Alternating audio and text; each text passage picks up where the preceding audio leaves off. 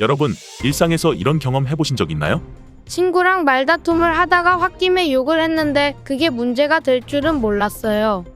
인터넷에 누군가를 비판하는 댓글을 달았는데 갑자기 고소장이 날아왔어요. 우리가 쉽게 지나칠 수 있는 말이나 행동들이 때로는 모욕죄로 이어질 수 있다는 사실 알고 계셨나요? 안녕하세요, PTT 뉴스입니다. 오늘은 우리가 일상 속에서 자칫 놓치기 쉬운 모욕죄에 대해 알아보도록 하겠습니다.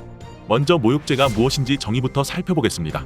모욕죄는 특정한 사실을 적시하지 않고 사람의 인격을 경멸하거나 비하하는 표현을 공공연히 하는 경우 성립하는 범죄입니다. 즉, 어떤 사실을 구체적으로 언급하지 않고도 상대방의 명예를 훼손하는 발언이나 행동이 처벌 대상이 되는 것이죠. 형법 제311조에 모욕죄가 명시되어 있습니다. 공연히 사람을 모욕한 자는 1년 이하의 징역 또는 200만 원 이하의 벌금에 처한다.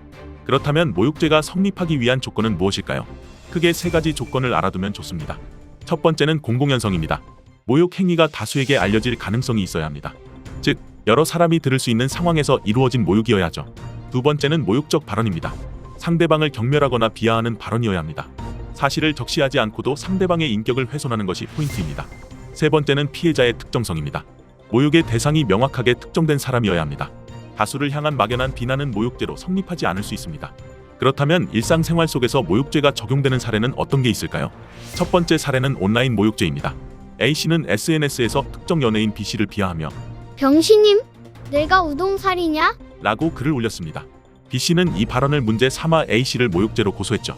공공연한 모욕이 인정되면 법원은 A씨에게 벌금형 혹은 심각성에 따라 징역형을 선고할 수 있습니다.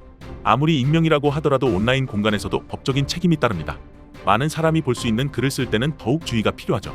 두 번째 사례는 직장 내에서의 모욕입니다. C씨는 직장에서 동료 D씨와 다투던 중 다수의 동료가 있는 상황에서 D씨에게 너 진짜 병신이다 라고 말했습니다. D씨는 이 발언을 문제 삼아 C씨를 고소했고 법원에서 이 발언이 공공연한 모욕이라 판단한다면 벌금형을 내릴 수 있습니다. 직장이나 공공장소에서 인격을 깎아내리는 발언을 할 때는 특히 조심해야 합니다. 이는 법적 처벌로 이어질 수 있습니다. 세 번째는 미디어에서의 모욕죄 사례입니다. E씨는 라디오 방송에 출연해 최근 논란이 된 정치인 F씨를 언급하며 저 사람은 정말 무능하고 나라를 망치고 있어요. 는 발언을 했습니다. 이 발언은 많은 청취자들에게 그대로 전달되었고 F씨는 이를 문제 삼아 E씨를 모욕죄로 고소했습니다. 결국 법원은 이 발언이 공공연하게 이루어진 것이며 구체적인 사실을 적시하지 않고도 상대방의 인격을 심각하게 훼손했기 때문에 모욕죄로 판단하여 벌금형을 선고할 수 있습니다. 미디어와 방송에서의 발언도 주의해야 합니다. 공공연하게 특정인을 비하하거나 경멸하는 표현은 모욕죄로 이어질 수 있습니다. 그렇다면 집회에서도 모욕죄가 적용될 수 있을까요? G씨는 한 정치 집회에 참석하여 확성기를 통해 특정 정치인 H씨를 지칭하며 H는 나라를 팔아먹는 매국노입니다. 라는 발언을 했습니다. 이 발언은 집회에 참석한 수많은 사람들뿐 아니라 주변을 지나가는 사람들도 들을 수 있는 상황이었고 H씨는 이를 문제 삼아 G씨를 모욕죄로 고소했습니다. 법원은 이 사건에서 G씨가 다수의 청중 앞에서 H씨를 공개적으로 경멸하는 발언을 했기 때문에 모욕죄가 성립한다고 판단했습니다. G씨는 정치적 의견을 표현할 권리가 있지만 그 발언이 상대방의 인격을 심각하게 훼손한 점을 고려해 벌금형을 선고받았습니다. 그렇다면 왜 집회에서 이런 발언들을 특히 조심해야 할까요? 집회는 표현의 자유가 중요한 공간입니다. 누구나 자신의 정치적 견해나 의견을 표출할 수 있는 장이죠. 하지만 집회에서도 상대방을 모욕하거나 인신공격을 하는 것은 모욕죄로 처벌될 수 있습니다. 특히 많은 사람이 듣고 있는 상황에서 상대방의 인격을 깎아내리는 발언을 하면 그 대상이 고소할 경우 법적 책임을 지게 될 수 있습니다.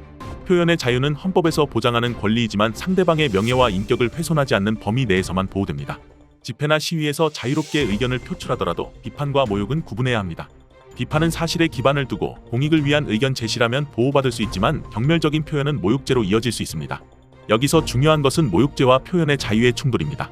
특히 정치적 집회나 공적 토론에서 이러한 충돌이 자주 발생하는데 법원은 인격권을 중요하게 생각하기 때문에 모욕적인 발언은 모욕죄로 이어질 수 있다는 점을 꼭 기억해야 합니다. 이처럼 모욕죄는 일상생활 속에서도 쉽게 적용될 수 있습니다. 또한 집회 내에서도 공공연하게 이루어지는 발언의 힘은 생각보다 크기 때문에 더욱 더 조심해야 하죠. 작은 발언 하나하나가 법적 문제가 될 수 있다는 사실 꼭 기억해 주시기 바랍니다. PTT 뉴스는 앞으로도 중요한 법률 정보를 쉽게 전달하기 위해 노력할 것입니다. 또한 올바르고 평화로운 집회 문화가 이루어지기 위해 그리고 억울한 분들을 도와드리기 위해 열심히 나아갈 테니 구독, 좋아요, 알림 설정 그리고 댓글을 통해서 도와주셨으면 좋겠습니다. 지금까지 시청해 주셔서 감사합니다. PTT 뉴스였습니다.